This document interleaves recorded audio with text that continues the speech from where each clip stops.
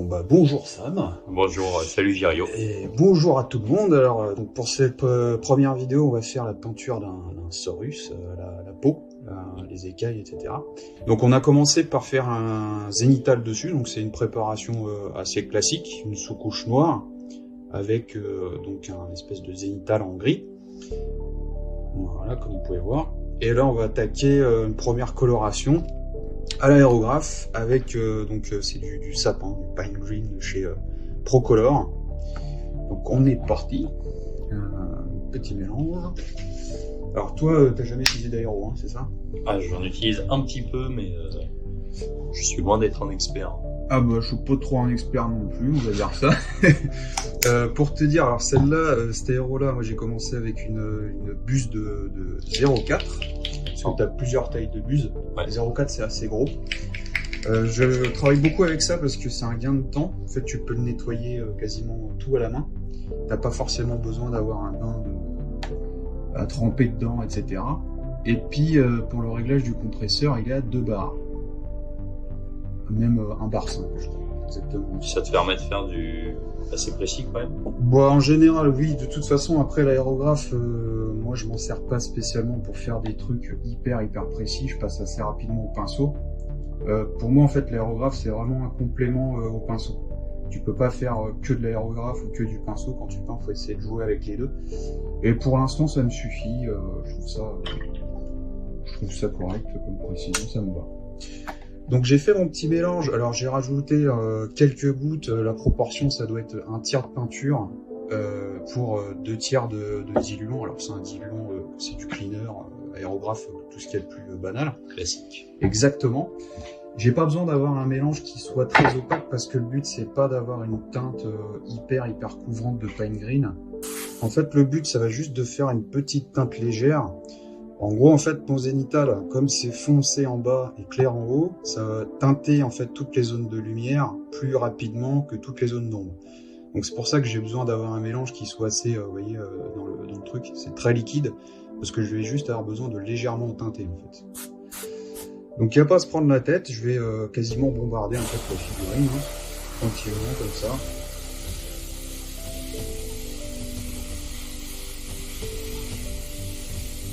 Moi je force pas. Évidemment, tu portes un masque pour ne pas respirer les émanations. Oui, les émanations mortelles. Okay. Donc voilà, j'y vais tranquillement, petit à petit.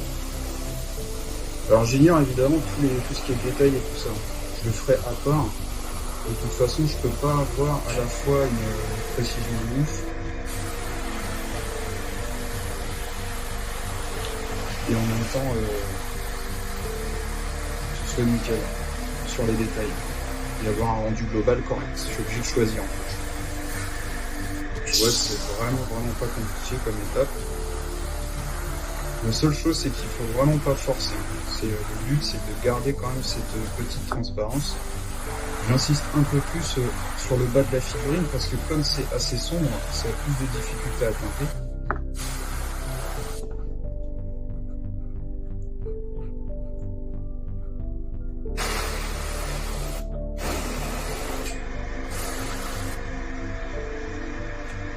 Simplement, on a terminé la première étape. Alors, là je suis obligé de nettoyer bien l'aéro parce que on va attaquer avec une couleur très claire. S'il reste un tout petit peu de vert dedans, ça va se voir tout de suite. Donc là pour le coup, je suis vraiment obligé de bien nettoyer l'intérieur de mon godet. Hop. Voilà. Mais du coup, tu pars sur quel genre de couleur là? Alors là, on va se faire une espèce de recette maison. Alors moi, j'ai pas énormément de peintures différentes. Ce que je conseille aux gens, généralement, c'est quand même d'apprendre assez rapidement à jouer avec la couleur, à savoir mélanger. Parce que c'est quand même assez intéressant quand tu veux obtenir des teintes un peu particulières. Donc là, on va utiliser ces 3 teintes-là. Ces 2-là pour avoir une espèce de teinte de violet. Mais ça va vraiment être très léger, une goutte de chaque à peine. Et ensuite, on va ajouter pas mal de blanc. Parce que je vais me servir en fait de cette couleur-là, à la fois pour donner une première teinte de violet on va dire à la lumière de la figurine, mais aussi pour augmenter tout ce qui est volume et tout ça. Donc c'est pour ça que je vais utiliser beaucoup de blanc. Et puis parce que tu voulais une teinte blafarde pour ton Saurus. Exactement. Ils sortent d'une grotte ou je sais pas quoi. Ils sont un peu... C'est des, on va dire, des Saurus réservés. Voilà, donc vraiment là, ça va être une goutte de chaque à peine. De toute façon, je vais vous montrer après à l'écran ce que ça donne au mélange de bleu. Parce qu'évidemment, bleu plus rouge, ça fait violet. Si jamais vous avez du mal à savoir comment mélanger, etc., vous pouvez vous imprimer un très joli cercle chromatique que vous pouvez trouver sur Internet. Et vous le collez au-dessus du bureau, comme ça vous saurez à peu près ce qu'il faut faire pour obtenir une couleur ou une autre. Voilà, vous avez la teinte de violet, tu vois, c'est un violet vraiment très pâle, tranquille, tu vois. Qui a l'air vachement dilué. De toute façon, dans l'aérographe, c'est toujours très dilué, comparé à de la peinture classique. Pour ça que si tu achètes par exemple de la peinture gamme R, tu verras, c'est très liquide en sortie. Ouais. Voilà, donc je fais sortir un petit peu de peinture toujours sur mon support pour vérifier si ça se passe bien, s'il n'y a pas de problème. Et puis aussi parce qu'en fait, il y a toujours un petit peu de diluant dans le fond de mon aérographe. Donc c'est pour le faire sortir. Alors, donc là, ce qui va être difficile, c'est qu'en gros, à la fois, je veux teinter le dessus, mais je veux aussi avoir un respect des volumes. Donc, je vais avoir une lumière en haut de ma jambe ici, en haut du muscle, un peu sur la tête et tout ça. Donc, il faut essayer quand même toujours d'incliner ton aérographe par le haut, et puis ensuite d'ajuster, on va dire, la gâchette pour avoir une taille de, on va dire, de souffle qui correspond à peu près à ton volume. C'est ça qui est assez difficile. Donc au début, quand tu commences l'aéro, évidemment, tu fais pas ce genre de choses, donc tu fais des trucs plus simples. Parce que c'est un aéro à double action, c'est ça? Ouais, de toute façon, les simples actions, c'est... Il n'y a plus que ça, double action. Ouais, c'est pas terrible. Donc j'attaque par le haut.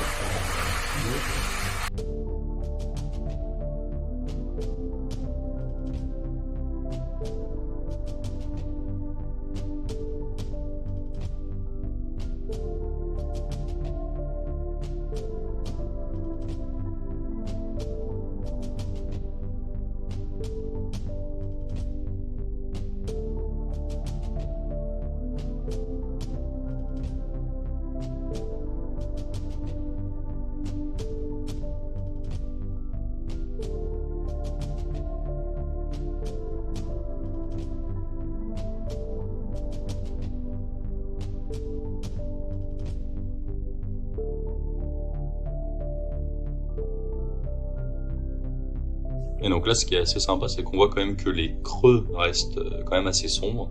Ouais. Et qu'on va garder la teinte verdâtre pour le dessous de la fille. Exactement. Partie sombre, quoi. Sachant qu'en plus, en fait, il y a un côté filtre. C'est-à-dire que en dessous de ta lumière, tu as quand même le vert qui est en dessous. Ça fait un mélange, et c'est ce qui permet en fait d'avoir une peinture assez douce. Parce que si tu bombardes avec ton aérographe, tu vas vraiment avoir un truc opaque. Ouais. Donc c'est comme si ce que tu avais fait avant ne servait à rien. Là, justement, tu vas avoir progressivement, tu vois une montée de ta couleur, quoi. Ça, comme dit Ivy, ne vous servez pas de votre aéro comme d'un pistolet à peinture. Ah, pistolet à clous, même, pour ça. Moi, je nettoierai plus tard. Ça, c'est bon, tout ce qui est aéro, c'est terminé. J'ai un pote, une fois, il n'avait pas réglé son aérographe. Je suis venu peindre chez lui. Alors, il me dit, tiens, je vais tester, j'ai jamais essayé l'aérographe. Il n'avait pas changé la sortie pression de l'aéro. Ouais. À 4 bars, elle fait comme ça file, paf, elle part dans le mur. Pistolet à clous, le bordel. Ça, il me semble aussi que le mien, c'était à 4 bars en sortie à l'achat. Je sais pas ce qu'ils essaient de planter à 4 bars. Ouais, je sais pas, ils veulent prouver que c'est le plus puissant. Alors, on va juste attendre un petit peu que ça sèche, parce que la peinture aéro, elle est plus délicate. Donc en fait, ça va pas être tellement plus compliqué. Alors ça va être compliqué parce qu'il faut être un petit peu à l'aise avec la peinture, mais là on va venir en fait éclaircir avec ça. Donc c'est de la chair claire, Light Flesh de chez Valero. Donc tu peux trouver l'équivalent Prince Auguste, Games Workshop aussi, doit y avoir un truc un peu similaire. Ouais, peut-être du Pallid Witch Flesh. Voilà, donc c'est légèrement rosé, ça se verra absolument pas, pour deux raisons. Déjà c'est parce que ça sera trop léger pour qu'on voit vraiment le côté rose, et deuxièmement c'est parce qu'il y a du violet en fait dans la lumière. Donc l'œil il va pas distinguer que c'est du rose. Ouais. D'ailleurs t'as vu le skin, t'as pas vu que c'était rose. Ouais. Donc après c'est des petites subtilités magiques. Ah mais c'est vrai que ça enrichit les teintes. Faut essayer, ouais. Je sais qu'on a tendance à beaucoup travailler avec du blanc et du noir, mais il faut essayer de bannir un peu ces couleurs. si tu veux progresser. Alors, je me demande comment je vais faire. Est-ce que je vais... Bon, je vais être à peu près pas mal. Je vais peut-être pas tout faire non plus.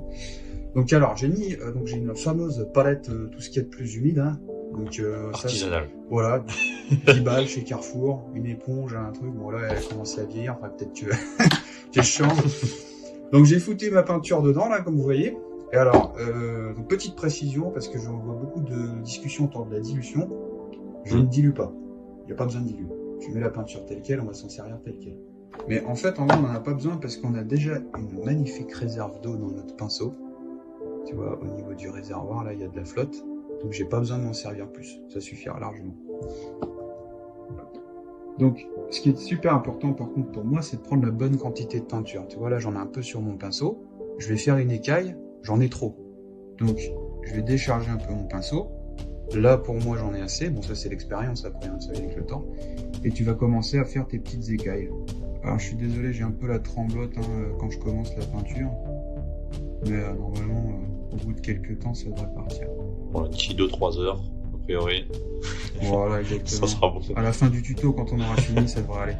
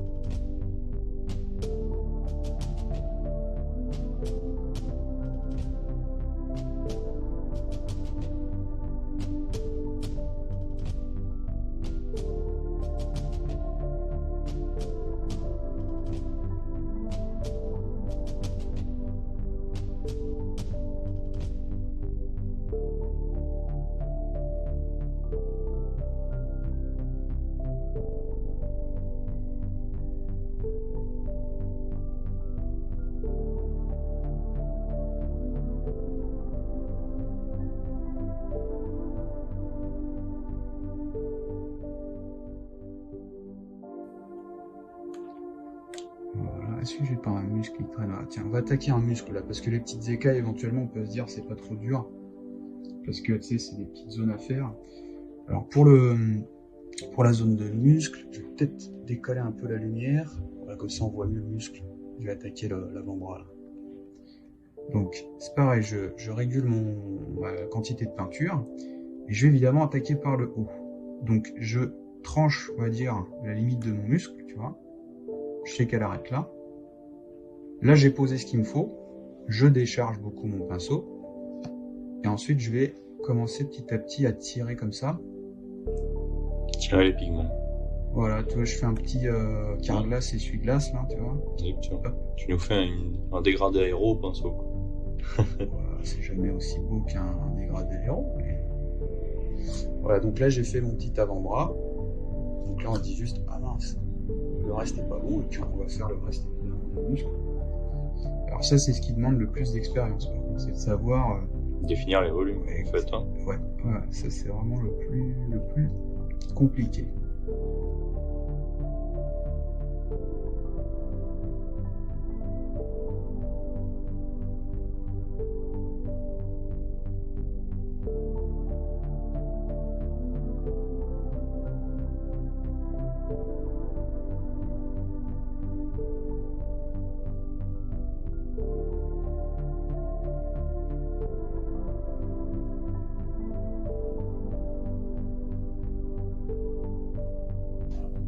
Ouais, c'est vrai que ça peut faire un peu peur quand même de voir qu'on a carrément collé du beige très très clair sur quelque chose de bleuté comme ça.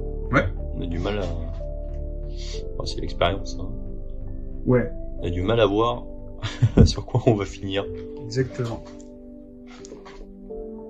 Après, aussi le souci que t'as quand tu fais ça, c'est que moi j'attaque, tu vois, direct la peau, je fais direct le truc. Ouais. Ce qui peut fausser un petit peu l'œil, c'est qu'on n'a pas fait tous les autres détails. Ouais. Donc l'œil, à chaque fois, il va se rappeler, tu vois, en disant ouais, mais quand même, à côté, tu vois, c'est pas si clair. Ouais. Donc c'est vrai que là-dessus, l'expérience, ça joue pas mal. C'est pour ça que c'est important d'acquérir du coup des mécaniques, des habitudes de peinture. On sait que même si le résultat intermédiaire peut être moche, Ouais. Ouais, le but c'est pas que ça soit beau tout le temps, c'est qu'on sait qu'on va finir sur ça, quoi. Exactement, c'est aller à l'essentiel, quoi. Alors là, on va ombrer, alors là, c'est du bleu marine foncé, donc ça ira très bien pour ombrer notre fameux espèce de vert, là. Et puis on va carrément utiliser un peu de noir. Alors c'est du noir pour aéropolyuréthane. J'utilise celui-là parce qu'il est super mat. Et en fait, toutes les ombres pourraient être mates. Et plus tu es dans les lumières, plus ça doit être éventuellement brillant. C'est un bon. En tout cas, les ombres doivent jamais être brillantes. Donc le noir qui brille, c'est plutôt à bannir. Donc là, on va... Il y a le noir de... C'est vrai que les noirs de game sont un peu brillants. Il y a un peu de mal aussi. Personnellement, j'utilise pas mal celui de Scale, qui est très très très mat aussi. Scale 75, c'est les peintures les plus mates. Et c'est...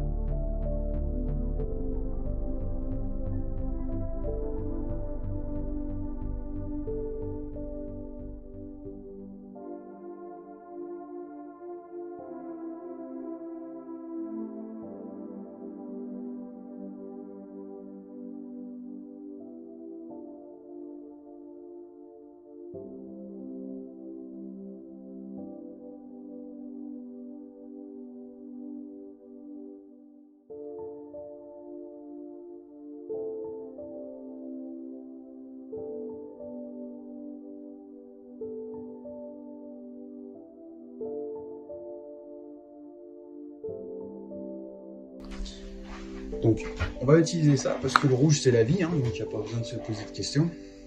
Et oh là, je casse tout mon matos là, putain. Premier tuto, j'ai déjà pété son téléphone. Et de la chair. Et on va s'en servir. Vous allez voir, ça va faire vraiment une grosse différence. Ça, en général, les gens ils ont moins de mal à comprendre ce genre de choses. C'est vraiment plus la technique qui pêche au début. Parce que je vois souvent même des figurines, pas forcément d'un très haut niveau, mais où les gens ils réfléchissent en termes de couleur et tout ça.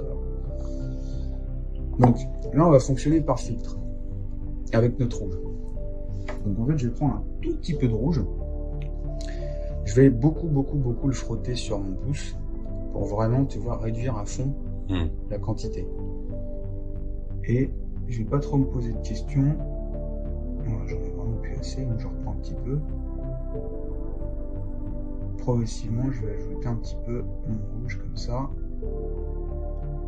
Je reprends encore, c'est pas suffisant. Je reprends encore. Je vais tirer un peu plus, puis j'en jarterai si on a trop. Voilà. Donc tu vois, j'ai posé comme un bourrin. Et je reviens avec un pinceau complètement déchargé pour virer le pourtour. Tu vois, rien que ça, t'as vu tout de suite, ça donne de la vie, donne du caractère. Immédiatement. Il a l'air moins sympa. Ouais, il a l'air moins gentil. Je sais pas pourquoi. Peut-être le sang dans les yeux, peut-être. Ouais, ça joue. Alors évidemment, sur l'avant du tout ce qui est, tu vois, un peu le pif, tu peux en rajouter un petit peu. Alors je vais plutôt le descendre un peu vers l'avant, ce rouge.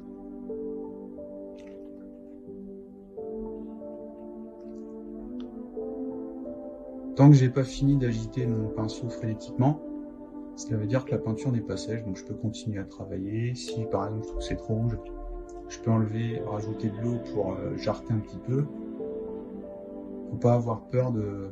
Bah, t'as forcément peur au début hein, de faire un petit peu de la merde, mais comme tu disais, faut prendre un peu des risques de temps en temps.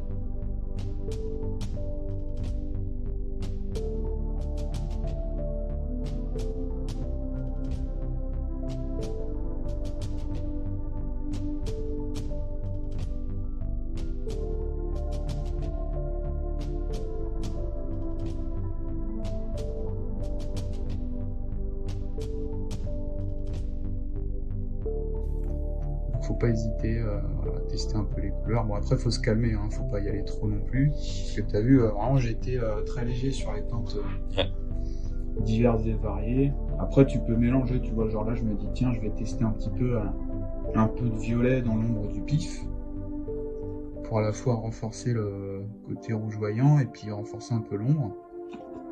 Donc je peux tester. Après, comme j'ai dit, au pire des cas, si tu vois que c'est trop, tu peux très bien te dire ah bah je vais repasser ma couleur d'avant, quoi, tu vois. Je vais revenir avec éventuellement mon sapin, là, tu vois. C'est aussi d'ailleurs pour ça qu'il faut être à l'aise avec les mélanges, parce que tu vois, notre sapin, c'est un truc qu'on a obtenu par filtre. Donc on peut pas se dire je vais juste revenir avec telle couleur. Donc il faut pouvoir un petit peu réussir à retrouver ce qu'on a fait précédemment. Ça qui est dur à l'aéro aussi, c'est que quand une bêtise, mais quand on dépasse sur de l'aéro, aller récupérer, c'est pas si simple, quoi. On voit déjà la richesse qu'il y a autour de la bouche, là. Donc le noir, le clair, le rouge qui a donné un peu de vie à la chair, les teintes un peu jaunâtres, violettes, etc. On se retrouve avec un visage qui a une expression dingue, quoi. Bah, tout de suite, en fait, on regarde. Moi, c'est ça le but, c'est quand on est la figurine, on regarde au niveau du visage avant tout, et après l'œil il va se balader, tu fais ta vie, mais toujours qu'il soit tiré, tu vois, au niveau du. Donc là, j'attaque le bas, je reprends un petit peu la peau.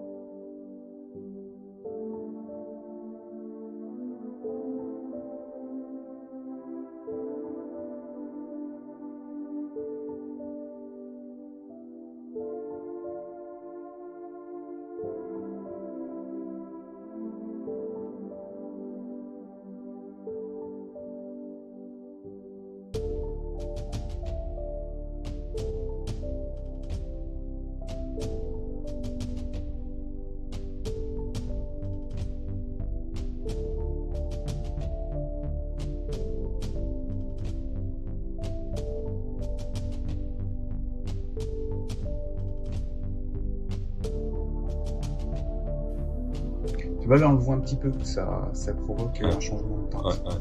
On le voit plus par rapport à l'autre côté, étant donné qu'il y a une grosse surface.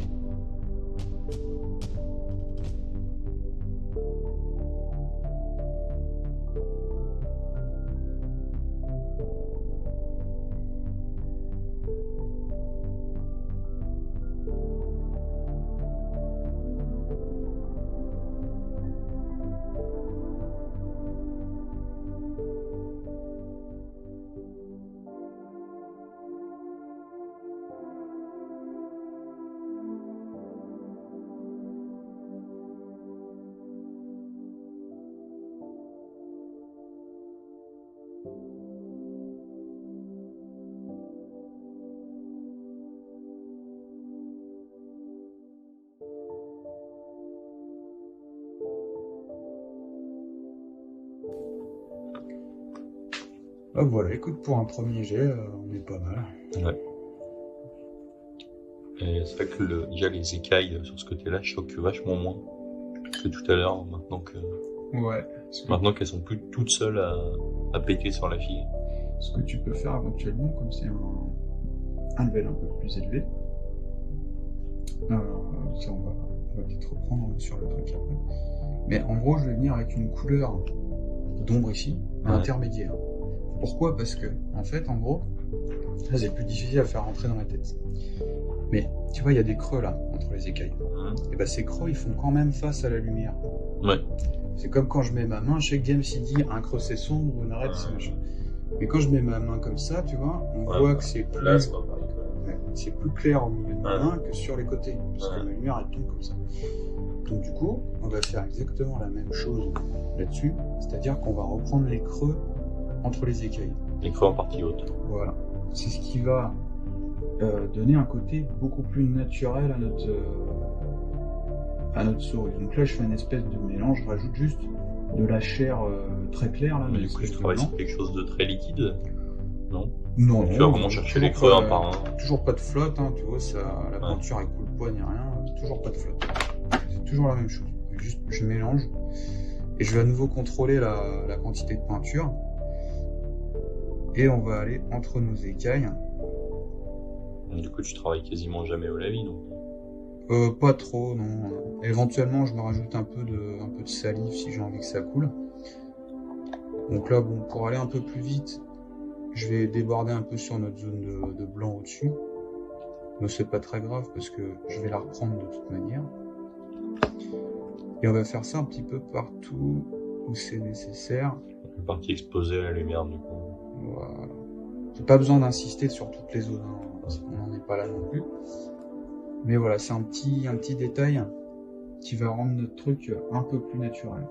Ouais, surtout que ce côté de la figue, c'est vraiment la partie vraiment le côté qui est le plus exposé par rapport à l'autre qui est déjà un peu sous le corps. Ouais, clairement. Donc c'est peut-être celui-ci qu'on va mettre un peu plus en avant aussi. Tout à fait. Voilà. Tu vois, maintenant on sent qu'il manque du contraste. C'est ça. Par contre, en termes de volume, ça marche beaucoup mieux. Voilà, donc j'aurai juste à reprendre encore une fois un peu de blanc. Très rapidement, puis reprendre un petit peu mes écailles là où j'ai passé mon mélange là, et puis ça ira très bien.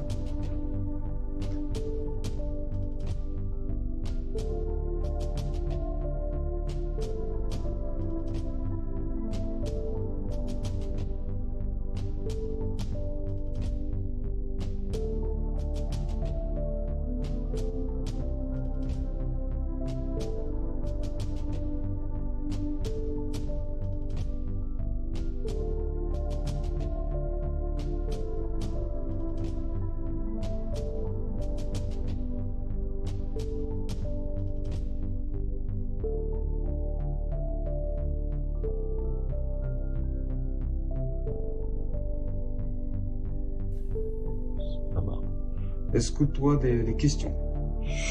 Écoute, ça te paraît clair? Mais ouais. Mystérieux, d'obscur. Non. C'est sympa d'avoir justement de voir qu'il faut oser ombrer, pas au noir déjà, mais plutôt.